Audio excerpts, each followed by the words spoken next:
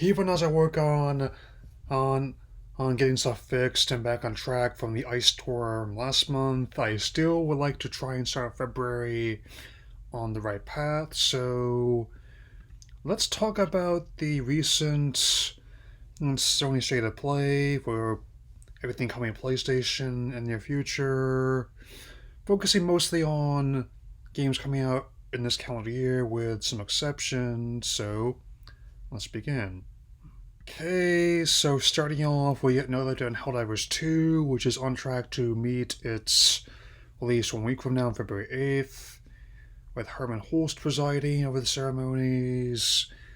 I'm not sure who is going to be officially leading the company after Jim is gone, but he's one of the people who's helping the interim, so I guess we'll find out soon enough. Okay, so an update on Stellar Blade coming April 26th, and I honestly don't get why people are hyped for this. I can definitely tell at least the developers are enthusiastic about the material as they should be. It's another one of those ones I'm going to wait and see what other people will think first, I suppose. So yeah. Thankfully, it's not all just going to be like this. Quite the opposite, in fact. There's actually other stuff I'm eager to talk about here. Points.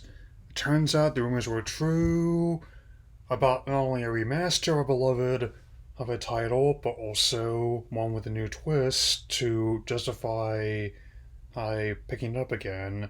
Sonic Cross Shadow Generations coming to not only the PS4 and 5 later this year. No exact date, this is the autumn. They'll admit, on the same date that the original came out 13 years ago, time flies, should suffice, as well as PC, Xbox, and even Switch. Whatever console I get it on is going to depend on which one I've got and where I am when it launches, of course. Swinging back the pendulum the other direction of hype, or at least indifference, is Zenless Zone Zero. As I've been quite clear in the past, I'm not a huge fan of the Hoyoverse or its work, but it just started development to my knowledge, so beyond that, I can't really form much an opinion on it until I have more details, so my feelings might change on it, they might not, we shall see. Hasn't changed is this. Foam Stars on PS Plus. No means no, Square Enix. And I'll explain. I already have mixed feelings towards the Suicide Squad game, and I don't really want any other live service right now, especially not after Dragon Quest Tact has joined the list of names that have been cast into the void.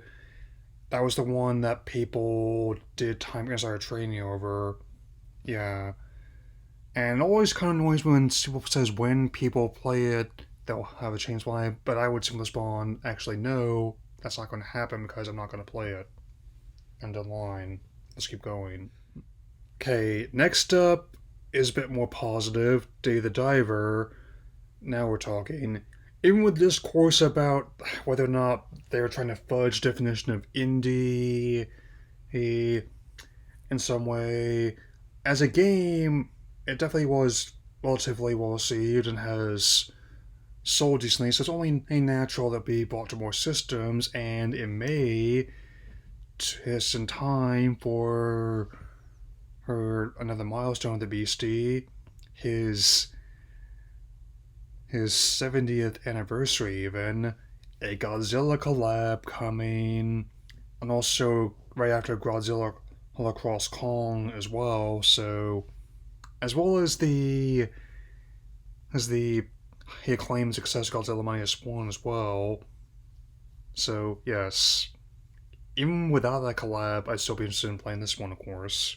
Okay, so also coming this year, V Rising, which is some sort of roguelike experience. I might keep an eye on that, especially as I wait for Hades 2, and also can proudly say I finally made it to the Land of Mortals for the first time. I intend to do much more with that. And there's also another ones I'll be talking about in a moment that should be quite curious. Alright, so Silent Hill, the short message out now. And I haven't experienced was that one, and I'm not the only one based on the discourse. Mean. Margie Bird Ascension, which has been a bit of a disaster, and I also have my doubts about that one being canon. It's more like there'll be shunted other worlds. And there's also an update on Silent Hill 2 Remake, which has potential, as the original is one of my favorite installments of the franchise, though admittedly, I've been burned before, or so we'll see how that goes. Yeah. So, Judas. This one I had not previously heard of before, but as a spiritual successor to Bioshock, like it has potential. Admittedly, we don't get a whole lot of information, and though a lot of the ideas from the first two games, as Infinite, are presented different ways, I just hope it's good. But hopefully ends up being a bit more bloodstained than and Mighty Number 9 as spiritual successors go. Yeah. We mercifully have only two PSVR 2 games this time. I'm so I'll just go through them real quick. Metro Awakening, not a Metro fan, but looks fine. Same with the Legendary Tales Action RPG, or ARPG for short. So, on to the remaining and there's a lot. There's actually not as many in numbers as last State of Play, but there's a bit more detail than the ones we do have. Yeah. So, Dragon's Dogma 2, March 22nd, and I did not play the first. And even though Yasuda Fumihiko is presiding and is clearly enthusiastic, I'm just gonna let people who are excited for that one be excited. Just whenever Sakura comes to Street Fighter 6, let me know. Maybe I'll actually pick it up then. Oh. Rise of the Ronin's potential as a game in that setting. I do who love similar games in that vein, such as Sekiro and Ghost of Tsushima, for example. And there's a lot of detail, but it's also coming out March 22nd. I will likely cannot be certain I'll have a PS5 by then, but I'll definitely be keeping an eye on this game to be absolutely certain. Official confirmation of the Until Dawn remaster. And this has been also another one that's been chatted about online up to and before the stream happened. I guess rumors were true here as well. And even though there's another game, and we don't have much detail on, the closing one we do get some detail on, I think is a great one. And it's my personal highlight. Closing's out. It's on top of a reminder for next week for Final Fantasy VII Remake, Rebirth, the second part of the remake. We have an extended look at Death Stranding 2, the Helen Spade sequel to one of my favorite games of 2019, with Kojima and much of the cast and crew back for this one.